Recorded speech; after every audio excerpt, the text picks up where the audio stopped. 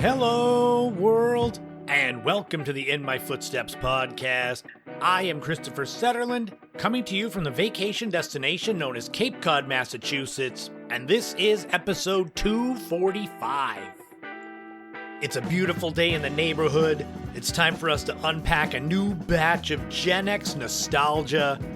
We're going to kick it off looking back at the Michael Jackson Moonwalker movie and video game.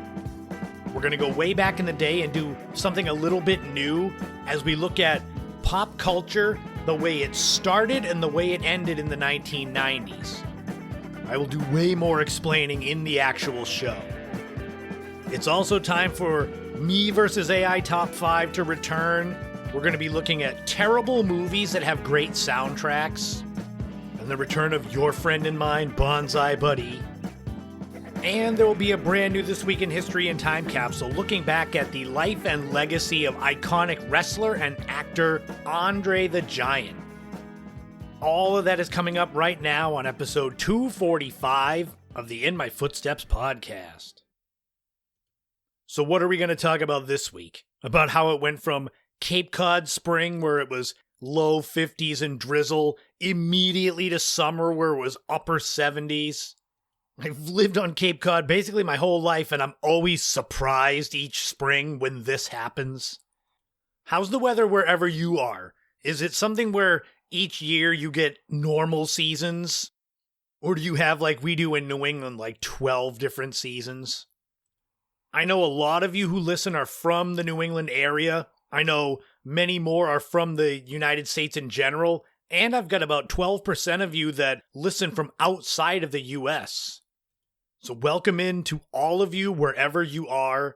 Hopefully you will enjoy a new batch of GenX nostalgia, brought to you by a middle-aged Gen Xer from Cape Cod, me, who is also getting ready to gear up for Memorial Day weekend. It is the unofficial start of summer, although technically on Cape Cod we've got another 5 weeks or so where weekends will get busier, but during the week is kind of normal, and we can still enjoy our beaches and be able to make left turns.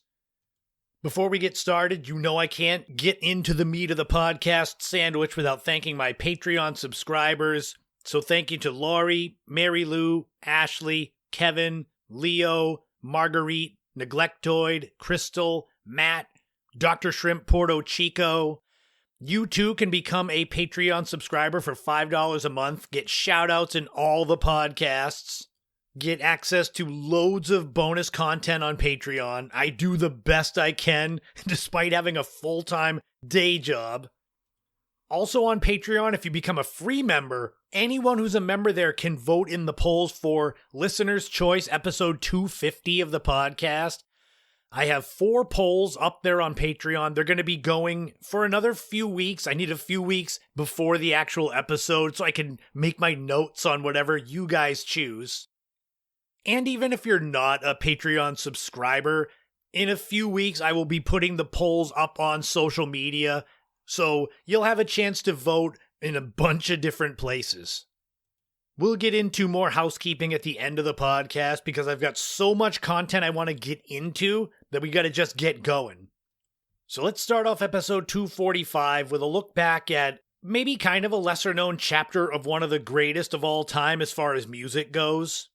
So let's take a deep dive into Michael Jackson's Moonwalker, the movie and the video game, coming up right now.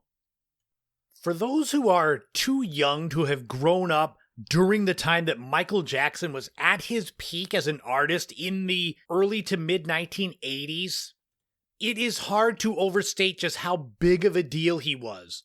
For a time, he was the most recognizable person on the planet. The only person that comes close today is Taylor Swift, and I mean, I'm not the biggest musical historian, so I don't know how they compare. I know Taylor Swift's personal life is not as weird as Michael Jackson's was and became.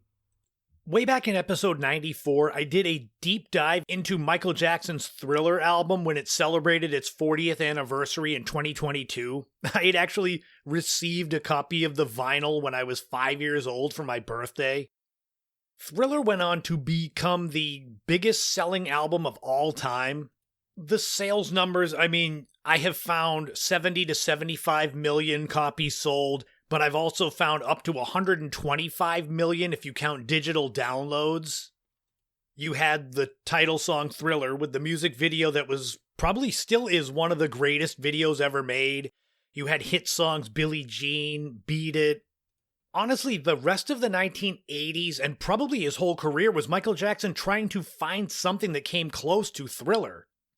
It has to be hard when you create something that is iconic, legendary, trying to create a follow-up because you don't want to quit while you're ahead. You never know. So he released Bad in 1987, and despite it being nowhere near as popular as Thriller, it has still sold somewhere between 35 and 45 million copies. That album kept Michael Jackson at the top of the list as far as music went in the world.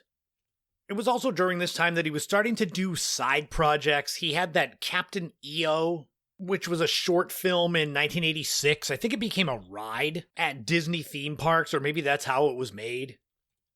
And then in 1988 came another movie, except this one was feature length.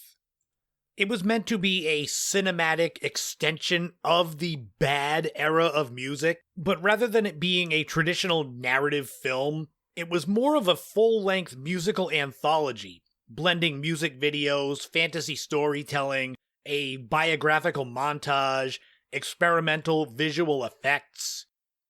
The film was called Moonwalker, and the title came from Michael Jackson's signature dance move, the moonwalk.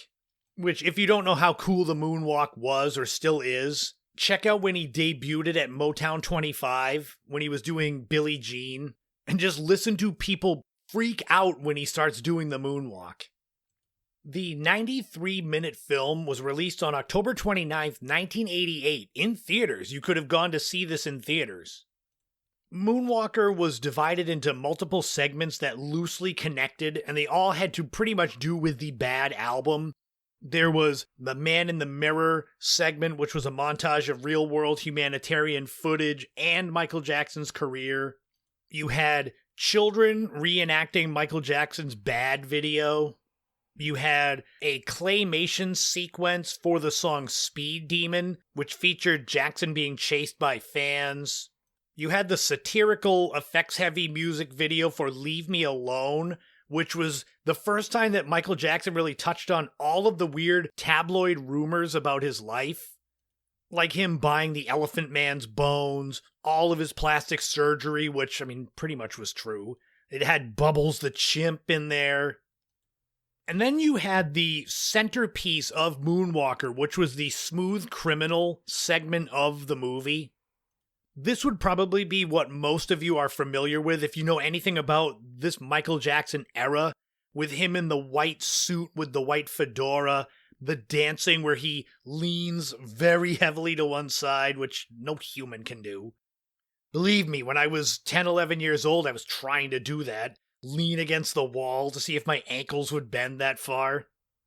The final segment of Moonwalker transitioned into a fantasy storyline where Michael Jackson became a superhero-like figure battling evil.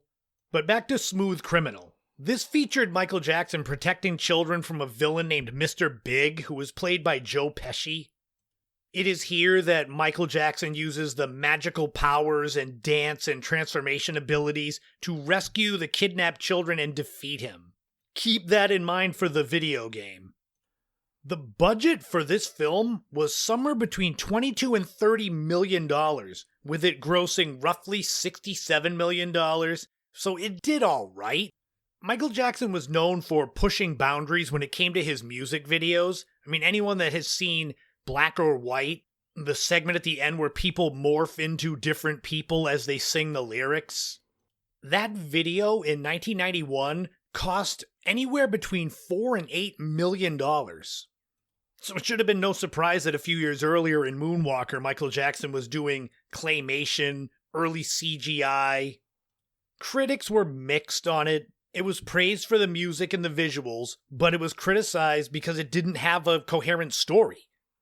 It was a bunch of segments, which I can't complain about. This podcast is a bunch of segments I put together. But imagine if they were just like not connected at all. I have GenX nostalgia, then it's like gardening, some kind of puppet show. I don't know, maybe one of those hot wings eating contests, just all stitched together. Like, would you listen? Don't answer that, because if people like that and I have to try to make something that random. The movie is 51% fresh on Rotten Tomatoes, which, I mean, it's not the end-all be-all, even if I use it all the time. But even if it wasn't a major success, it helped to solidify Michael Jackson as the king of pop and his image as just this superhuman entertainer. Following the film and its relative success, Moonwalker was adapted into a video game. I found ads for it on Sega Genesis in 1989-90, with Michael Jackson actually collaborating with Sega. There were arcade and computer versions, but I'm kind of sticking to the Sega version, which was a side-scrolling game. I found out that it was built on a modified engine that was similar to the game Shinobi. The point of the game is to rescue the kidnapped children from Mr. Big, like in the Smooth Criminal video. I found on YouTube a couple of different playthroughs. I was watching people play it, and just hearing the Michael Jackson sounds as he's jumping and doing like the leg kicks and stuff, it just made me laugh. Michael!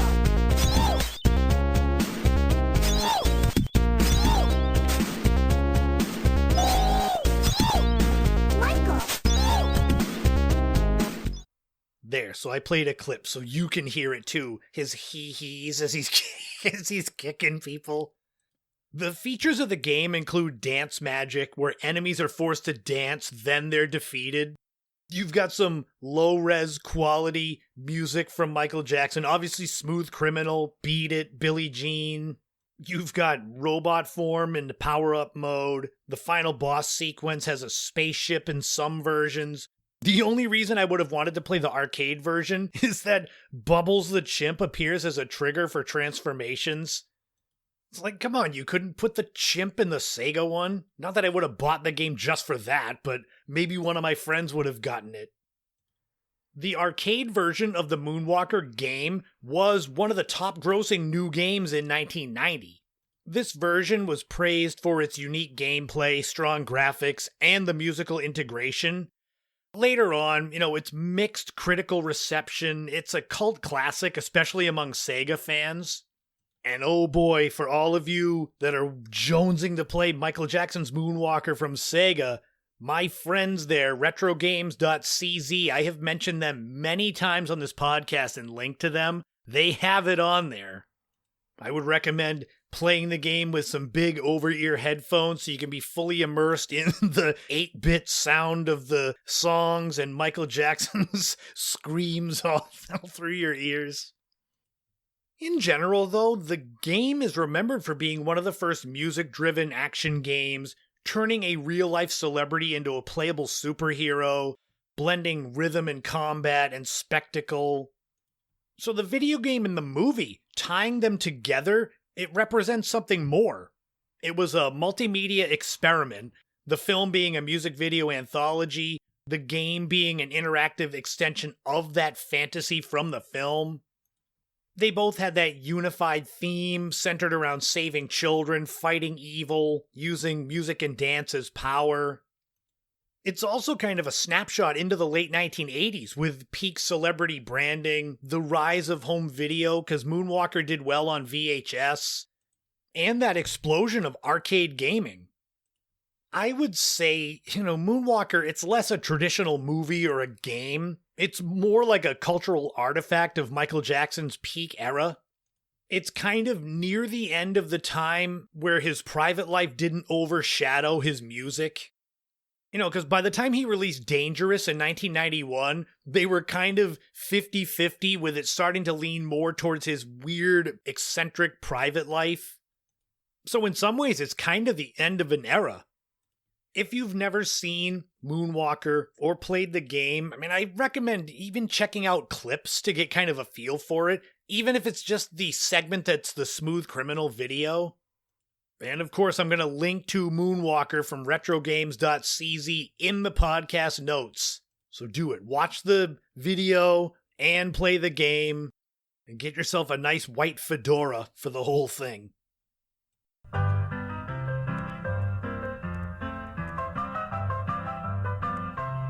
This week in history, we are going back 80 years to May 19th, 1946, and the birth of wrestling icon and beloved 1980s actor Andre the Giant. The man known as Andre Rene Roussimoff was born in Colomiers, France, and from an early age it was clear that he was different. Andre suffered from acromegaly, which was a rare hormonal disorder that causes abnormal growth due to excessive growth hormone. By the time he was a teenager, he was already towering over his peers. Despite his size, Andre lived a relatively normal rural childhood. There are a lot of interesting stories, with some that blur fact and folklore about Andre and his childhood, like him needing special transportation to school. These just highlight how quickly Andre became a figure of fascination. He began professional wrestling in France in the early 1960s before expanding across Europe. Promoters quickly realized that his size, which he was eventually billed at 7'5", even though in reality I believe his passport said he was 7'1" or 2, but everything in pro wrestling is embellished. Despite that, people knew he was a once-in-a-generation attraction, and by the early 1970s, he arrived in North America, where he became a centerpiece attraction for the Worldwide Wrestling Federation. Unlike most wrestlers, Andre was rarely portrayed as a villain. Early in his career, he was usually a special attraction, this mythical figure who traveled from territory to territory, drawing massive crowds simply because people wanted to see him. For years, Andre's mystique was built around his size, obviously, and his supposed undefeated streak, which was more of a promotional tactic. He had been defeated in the past, but he did face and often defeat many of wrestling's biggest names from the time, including Harley Race, Bruno Sammartino, and Dusty Rhodes. I started watching pro wrestling in February 1986. Yes, I still remember the month because I watched a show that was on NESN, New England Sports Network. It was main evented by Macho Man Randy Savage defeating Tito Santana to win the Intercontinental Championship. But even then, by the time I started watching WWF wrestling, Andre the Giant was already slowing down. He had accumulated injuries due to that acromegaly, including breaking his ankle while stepping out of bed. They ended up creating an angle out of it where a wrestler had supposedly broken Andre's ankle. But even by the time I was watching, he was on his way down, which is why then at WrestleMania 3, Andre turned heel, becoming a bad guy, to face Hulk Hogan in the main event. This is one of the most famous wrestling matches of all time, with nearly 93,000 people at the Pontiac Silverdome in Michigan, where Hulk Hogan not only body slammed Andre the Giant, but defeated him. The body slam is one of the most famous moments in the history of WWE.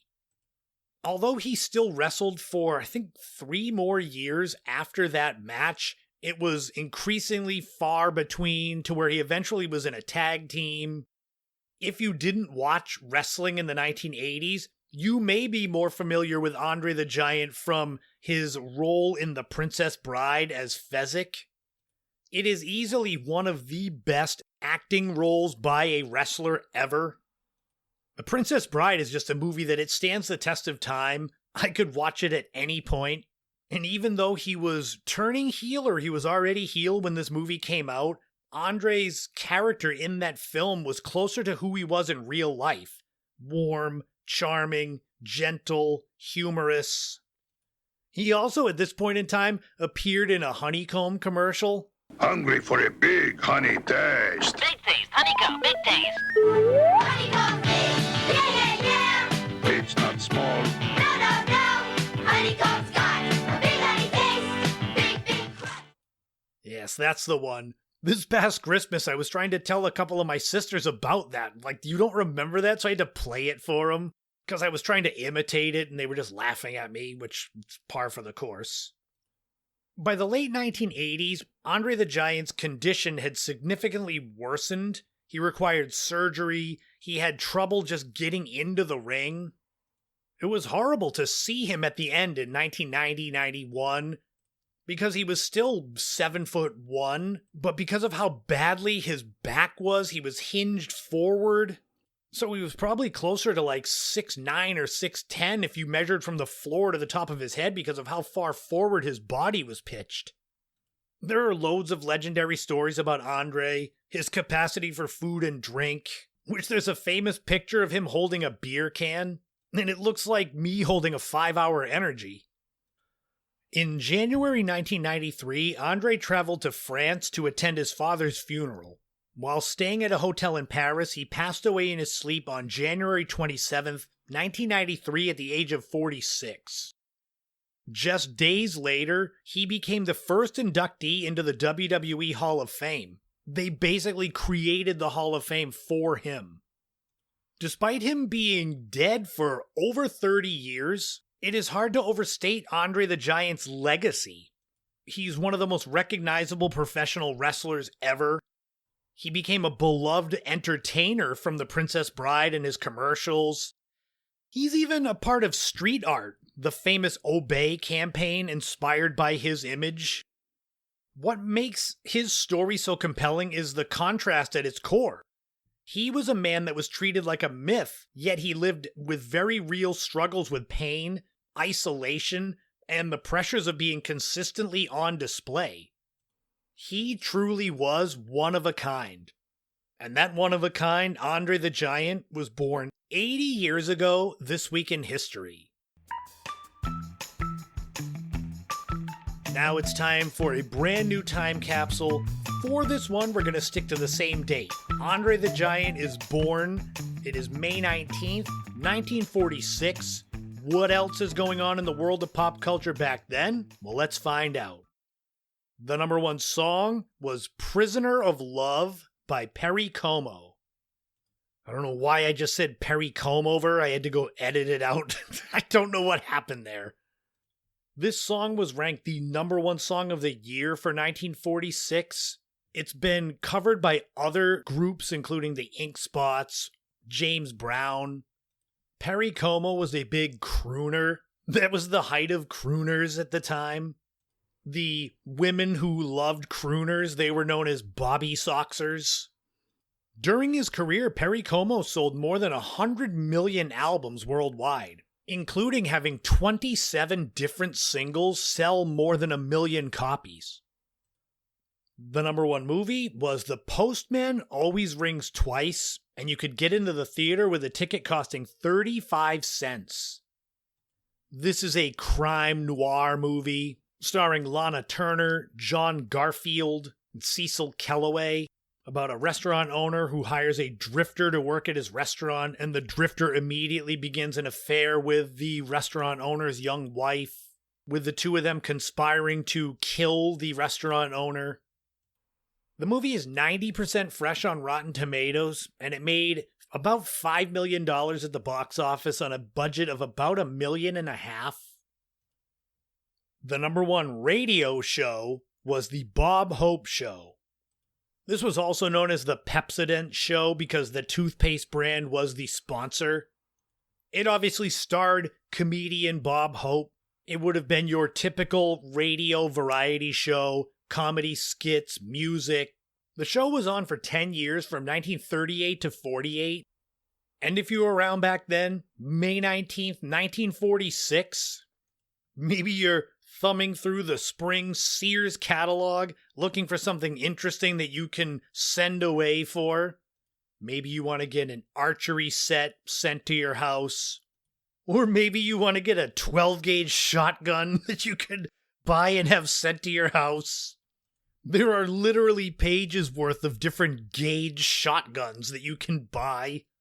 I'm assuming in 1946 that sending weapons in the mail wasn't as frowned upon as it would be today. These shotguns from J.L. Higgins, you could get them for as cheap as $18, which would be a shade over $300 today. I'm not up on the prices for shotguns today, so I don't know if that's a good deal or not. But there you go. Get all your shotgun needs in the spring catalog.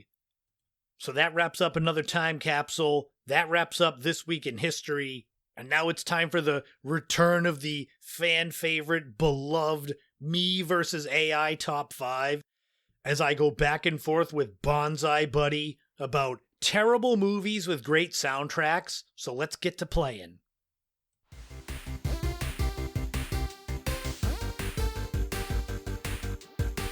Oh boy, here it is. The 6th Me versus AI Top 5. Ooh, after this, it's going to be enough that I could do a mixtape with just this segment. This is the version of the top 5 where I throw a question at ChatGPT and ask AI for its opinion on some topic. This time it is terrible movies with great soundtracks. It was hard enough to get AI to admit that movies are terrible. The one thing that I do with this, my top 5 is in no particular order. The ChatGPT one, I put in the question once, and whatever they pick, that is what's there. But I make them describe it as well, because they have to have a reason, and I have to have a reason to have Bonzi Buddy come on and talk. For those that don't know what I'm talking about, Bonzi Buddy was this freeware. It was a purple gorilla that you could make talk. It first came out in 1999, and my oldest niece Kaylee, when she was a baby, I would have Bonzi Buddy talk to her, which was just the cutest thing. So that is who the avatar is for AI in these segments, is Bonzi Buddy.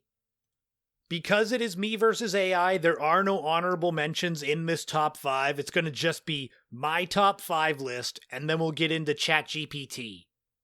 This is going to be, it's all subjective. Terrible movies. Any one on this list you may say is like your favorite movie ever. I was judging more on critical response, box office performance, and then comparing that to the soundtracks from the movies. So are you ready to get into it? All right. My top 5 terrible movies with great soundtracks. I'm going to go backwards this time. So I'm going to start with number 5, Vanilla Sky. This is a thriller from 2001 starring Tom Cruise and Penelope Cruz. It is 41% fresh on Rotten Tomatoes. Now, it was a hit at the box office, making just over $200 million on a budget of $68 million. But I saw it, didn't really like it. It wasn't that critically acclaimed. I know I hear some of you out there, Vanilla Sky was great, that's fine. The soundtrack was great. It was anchored by Paul McCartney's song Vanilla Sky that was nominated for the Academy Award for Best Song. If you haven't heard that song, I recommend listening to it but having the big headphones on, because it's got a bit of that atmospheric like some of the Beatles songs did. Vanilla Sky also had Everything in Its Right Place from Radiohead on that soundtrack. It also included Salisbury Hill by Peter Gabriel, songs by R.E.M., Bob Dylan, and the Monkees. Number 4 is Maximum Overdrive. This is a horror sci-fi film from 1986. It is 14% fresh on Rotten Tomatoes. It had a budget of $9 million and did not make that money back, despite being written and directed by Stephen King and starring Emilio Estevez at the peak of his Brat Pack powers. The reason this gets on here for the soundtrack is because the soundtrack for the movie was completely done by AC/DC. They did 3 new songs for the movie, including Who Made Who, which is really good, and then it was a lot of their hits. You Shook Me All Night Long, Hell's Bells, For Those About to Rock. Right there, that's an excellent soundtrack. Number 3 is Last Action Hero. This pains me to say because freshman year of high school I went and saw this in the theater with my friend John. But now as I approach 50, I can say this movie wasn't great, but the soundtrack was, and John got the CD for it, so I knew this soundtrack well. This was an action comedy starring Arnold Schwarzenegger. It was a modest hit at the box office, making $137 million on a budget of $85 million in 1993. That's equal to about $195 million in 2026. It's about a kid who's a big fan of a action cop character, and he ends up being transported into the world of this movie. Hey, when I saw it when I was 15, I thought it was good, but it hasn't aged well. But the soundtrack, ooh, it had AC/DC, Big Gun, which immediately makes me think of John, because he used to sing it in this high-pitched voice, like Brian Johnson. You had Alice in Chains, Aerosmith, Def Leppard, Megadeth. It was loaded with great early 90s rock. Number 2 is the Mighty Morphin Power Rangers movie. This was a family action film from 1995. Fun fact, Amy Jo Johnson, who played the Pink Ranger in Mighty Morphin Power Rangers, went to my high school, Dennis Yarmouth Regional High School. I believe she graduated the year before I got there, so it wasn't like I knew her or anything. Now that I've said that, the movie was not good. It was 30% fresh on Rotten Tomatoes. It was a hit at the box office, making $66 million on a budget of $15 million. But as with most of these films, the critical reception was mixed at best. Plus, I think I just don't enjoy Mighty Morphin Power Rangers because I was out of that age group when they started getting big. The soundtrack is filled with excellent songs by excellent artists. You've got Red Hot Chili Peppers doing Higher Ground, Van Halen doing Dreams, Snap's classic The Power, and of course the Power Rangers Orchestra doing Go Go Power Rangers. How come that orchestra never plays concerts on Cape Cod? And finally for me, number 1, terrible movie with great soundtracks is Cocktail. This is the 1988 romantic comedy starring Tom Cruise. He's working as a bartender to pay for college. The movie is 11% fresh on Rotten Tomatoes, right up there in that rarefied air of crap. It is a cheeseball late 80s movie, but it was a hit. It made $171 million on a budget of $20 million. But despite the box office success, it was critically panned, really hated. That being said, this soundtrack is legendary. It has Kokomo by the Beach Boys, which I can remember my friends and I in like 4th grade in the cafeteria singing this song. You also had the classic Don't Worry, Be Happy by Bobby McFerrin. Just based on those two 80s iconic songs, this has to be on here. You've also got John Cougar Mellencamp, Little Richard, and beloved 80s act Starship. But there you go. Those are my top 5 terrible movies with great soundtracks. Your view on terrible movies might differ from mine. Now, without further ado, wandering into my studio with a fedora and sunglasses and a cigar is Bonzi Buddy, big timing me. It is funny how every time we do this, you say that you will never bring me back, but then there you are, handing me a big bag of money to read these stupid lines, fool. Yes, I know. Every time you're in here, I tell you you'll never come back and I'm gonna throw you in a dumpster, but I always bring you back. With all of the money that you have given me, I have bought a golden dumpster. It is filled with all of your hopes and dreams. Would you like to see them? Alright, I've only got so much patience for you, so just get into your top 5 and shut up. Alright, so here we are, your friend Bonzi Buddy bringing some much-needed talent to the In My Footsteps podcast. But enough about me. Let's get into ChatGPT's top 5 terrible movies with great soundtracks, starting with number 5, Godzilla. The movie was widely panned. Critics and fans alike hated this Americanized take on Godzilla. It made money, but nowhere near what a blockbuster of its scale needed to justify its hype. The soundtrack, though, huge. Come With Me, built around Kashmir, got massive radio and MTV play. The album also featured artists like Jamiroquai and Foo Fighters, giving it far more staying power than the film itself. Why it qualifies. The movie faded fast. The soundtrack became a late 90s time capsule. Number 4, Wild Wild West. This film is infamous, bloated budget, awkward tone, and often cited as one of Will Smith's biggest misfires. Despite decent box office numbers, it was considered a disappointment relative to expectations. Meanwhile, the title track was a smash hit. It dominated summer 1999, topping charts and becoming far more memorable than anything in the movie. Why it qualifies. The song became iconic. The movie became a punchline. Well, so far so good. I kind of agree with your list. Please, stop interrupting me. The longer I have to sit here and pretend to enjoy your company, the more it is going to cost you. All right, fine, I'm sorry. Number 3, Judgment Night. The movie itself, a gritty thriller starring Emilio Estevez, bombed at the box office and quickly disappeared from mainstream conversation. But the soundtrack? Legendary. It pioneered the rap-rock crossover trend by pairing artists like Helmet with House of Pain and Pearl Jam with Cypress Hill. Why it qualifies. The film flopped. The soundtrack influenced an entire genre wave in the late 90s. Number 2, Tron Legacy.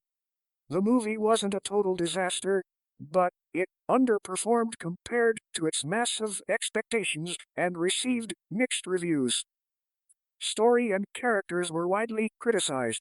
The soundtrack, however, is considered one of the best film scores of the 21st century. Daft Punk blended orchestral and electronic music in a way that elevated the film far beyond its script.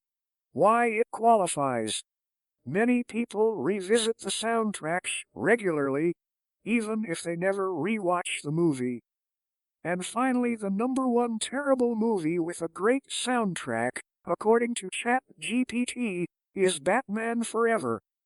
The movie made money, but it marked a tonal shift that many fans disliked, and it paved the way for the even more criticized Batman and Robin. Critics found it flashy, but shallow. The soundtrack, though, was enormous. Kiss from a Rose became a global hit and won multiple Grammys, completely overshadowing the film's legacy. Why it qualifies. The soundtrack achieved cultural immortality. The movie is mostly remembered as a stepping stone to a franchise low point. How was that, Mr. Podcast Host? I might have been malware for your computer, but you are malware for people's ears. Ha ha ha. Chuckles. Good job, Bonzi Buddy. I almost don't regret bringing you back. You tracked muddy footprints on my floor. You dropped ashes from your cigar all over the carpet. I am just trying to add to the mess you have in here. I am expecting to find piles of old cans and bundles of newspapers in the closet. What the hell is that awful cologne? I'm gagging on it here. I got it from a run-down old convenience store. It is called Classy, spelled with a K. Oh wait, my mistake. It actually says Assy. The K was just a spider that was sleeping. I hope you don't mind, but I am taking your car to the airport. I have to catch a flight to anywhere that is far away from you. See you next time you want to pay me to make fun of you. What the? Give me my keys back. Oh, Bonzi Buddy stole my keys. He's going to take my car. Hold on. I'll be back in a second with the look back at how the 90s began and ended in pop culture once I get my keys from this foolish monkey.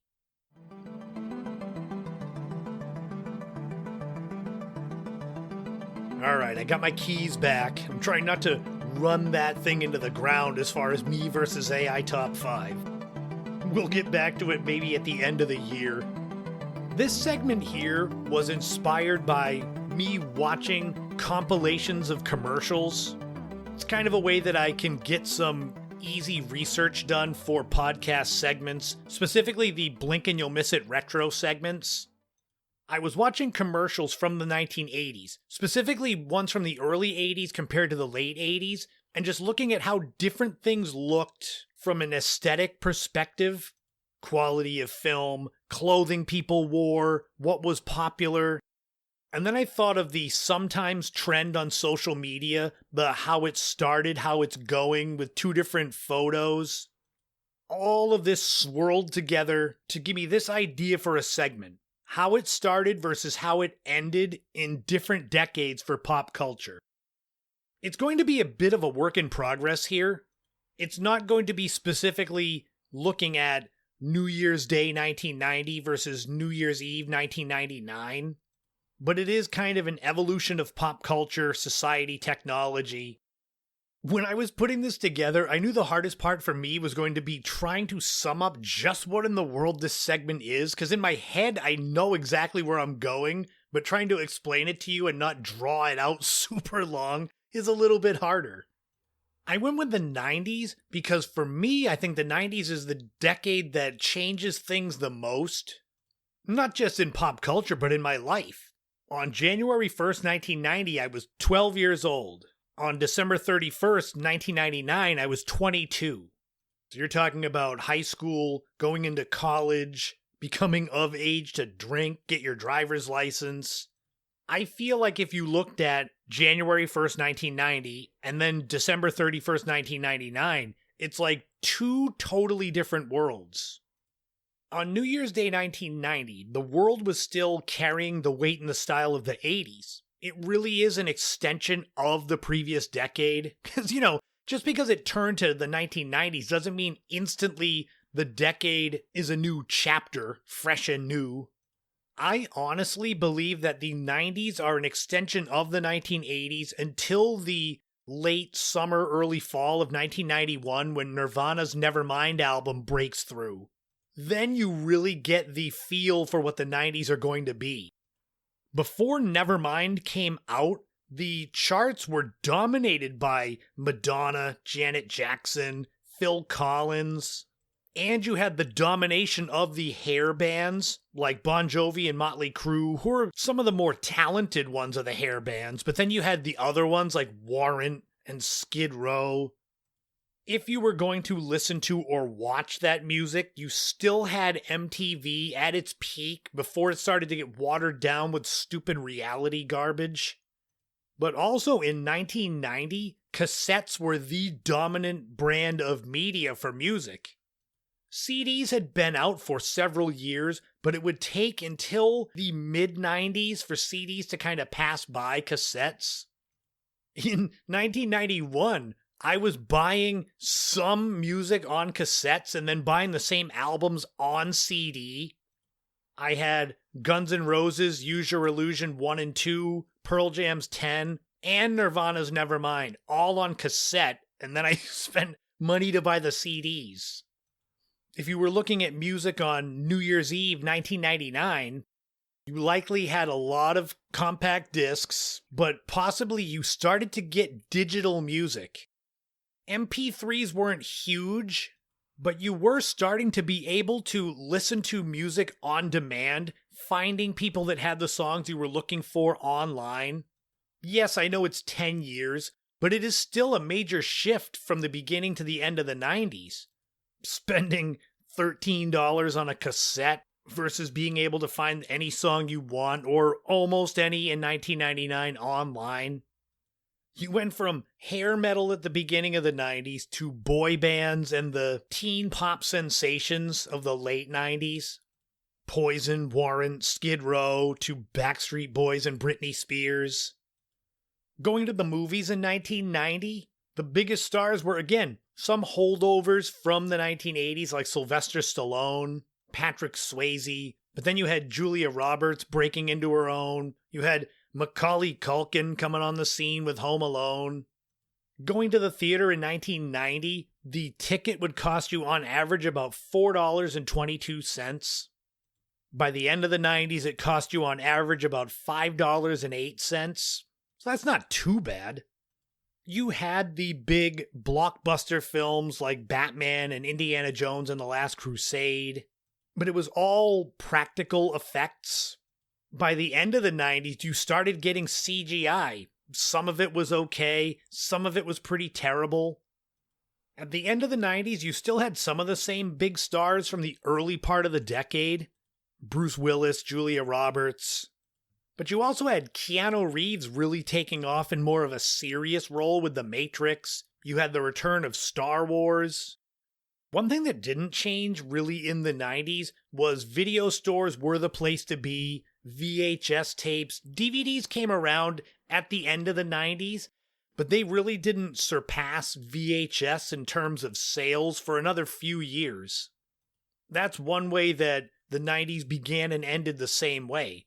Make it a blockbuster night. You would have to actually phone ahead, call the video store to make sure the movie you wanted was in. In these days of streaming, I have been spoiled. I grew up with that having to call the video stores, and now it's you just go on Netflix and click a button and there you are. Kids today don't know the pain of calling the video store and asking, "Do you have a copy of Waterworld?" And they say, "Why the hell would we have that garbage movie?" I say that, but I went and saw it in the theater like a fool. New Year's Day 1990, when you were looking at what was on TV, it was the holdovers from the 80s. Cosby Show, Cheers, Roseanne, Who's the Boss, Golden Girls. Interestingly, I think pretty much most of those shows I just mentioned ended in like 1992. So again, the 80s hung on into the early 90s. It wasn't until all those shows went off the air that you got the next crop of big shows like Seinfeld and Friends, ER.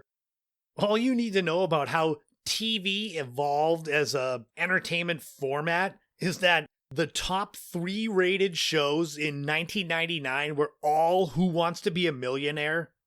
It was the rise of game shows. It was almost the time for reality TV to take over. You still had those must-see shows where you had to be home to watch them or get your VCR to record them. The beginning of the 90s, you had those gigantic boxy CRT TVs that weighed as much as a small car. A 19-inch color CRT TV in 1990 would run you anywhere from $150, $200, $300. In 1999, the medium of TV was changing, but also how you watched it. You were starting to get HD TVs, which could average you anywhere from $5,000 to $8,000. If you still wanted a boxy CRT TV, it was going to be about the same, $300-ish. The world of technology, I think, is where things change the most, just in terms of internet. In 1990, you had approximately 2.6 million people worldwide who had access to the internet. I know me and my family, we did not get internet until 1996. In 1999, the number of people with internet jumped to around 150 million people worldwide.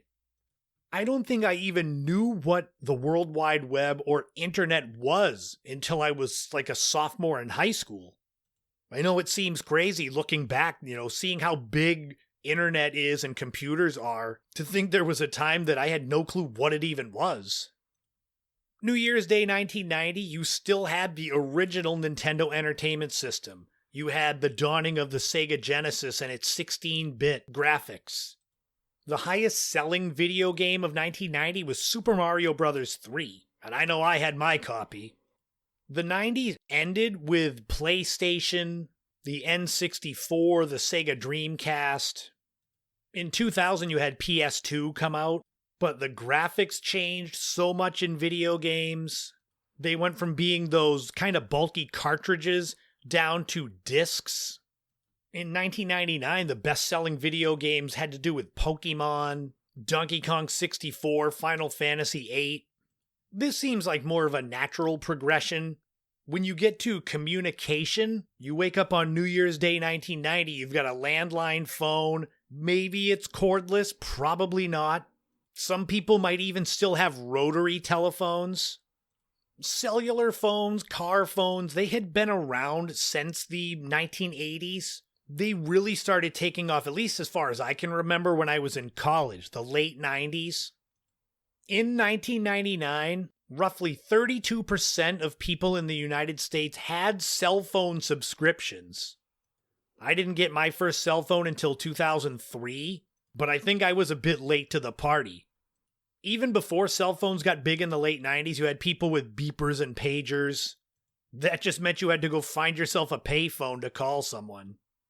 It does feel like the 90s found its identity after almost 2 years of the decade being underway. Like I said, when grunge came out, it changed everything.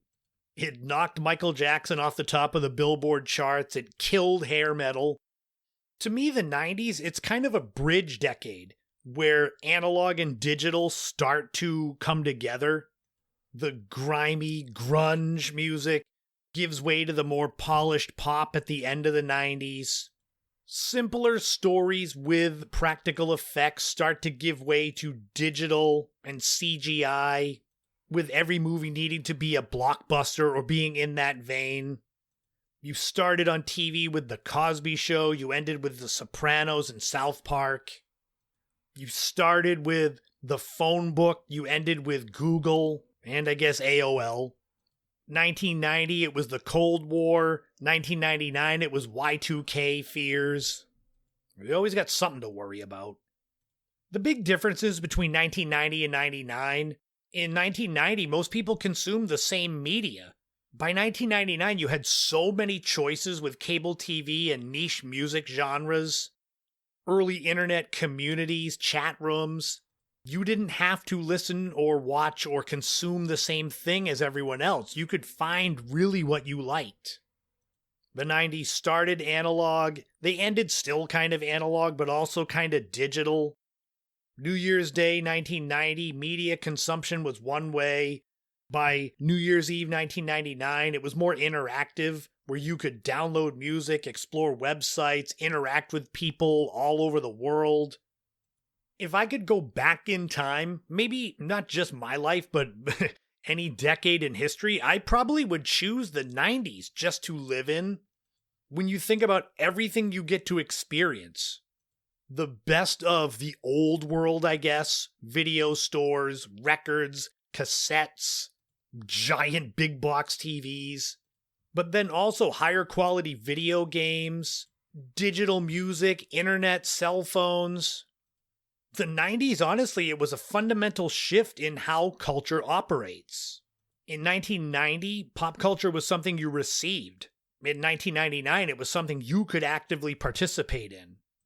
To kind of sum it up here, and I hope I've done a good job of explaining what this segment was supposed to be, because it's meant to be the beginning and the end of the decade, but also kind of how the world changed during that time. If the 1980s were all about excess and identity, and the 2000s were all about connectivity and disruption, the 90s were the bridge. It was the decade when the world quietly and then suddenly changed forever.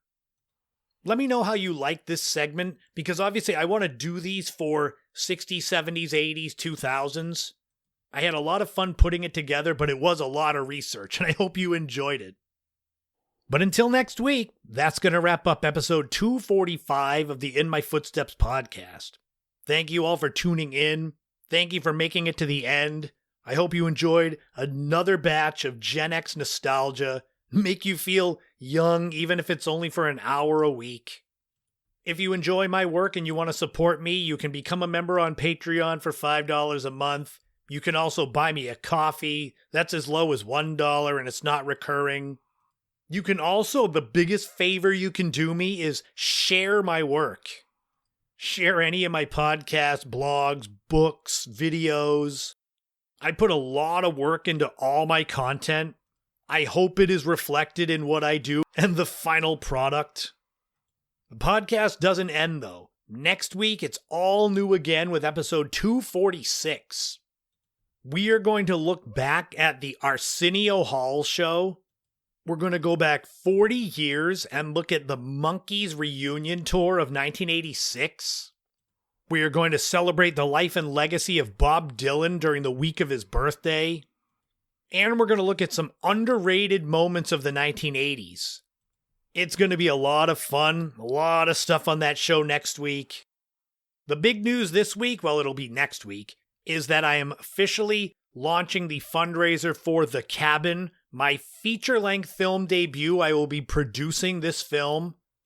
It is a psychological, suspenseful horror film based on a short story I wrote about 15 years ago.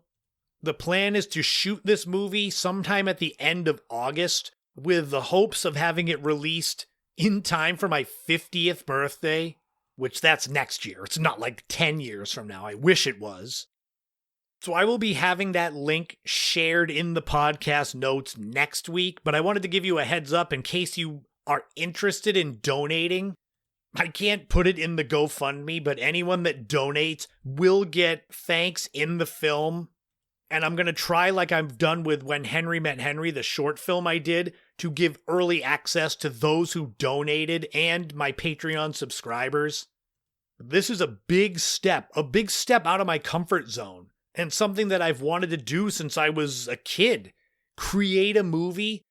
Those that know me, you know that I bought my camcorder. I spent my savings on it in 1994 with those dreams of being a filmmaker, creating characters and skits.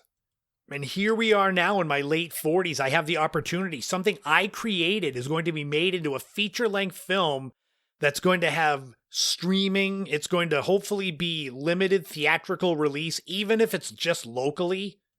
To say that I helped create a movie that was in theaters, I mean, it's huge. I cannot overstate it.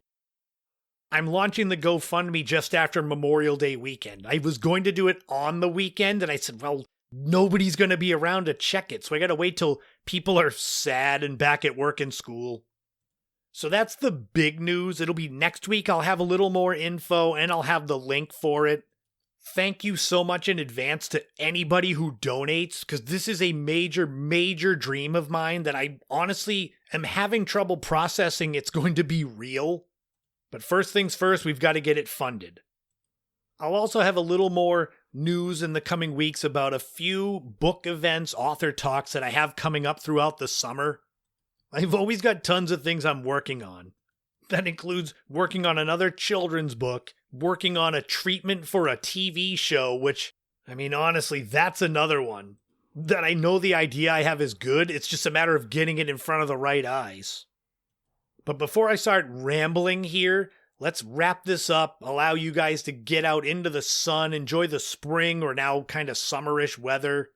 Unless you're already out listening to the podcast, out for a walk or a drive, hopefully not stuck in traffic.